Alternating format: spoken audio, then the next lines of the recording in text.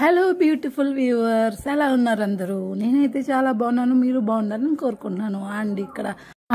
ఇక్కడైతే ఏంటి ఎండిపోయిన గడ్డి తెచ్చేసింది మా ముందుకి అనుకుంటున్నారా? అలా ఏం కాదండి, వీటిల్ని పాల సేమియాలు అంటారు మా సైడ్ అయితే.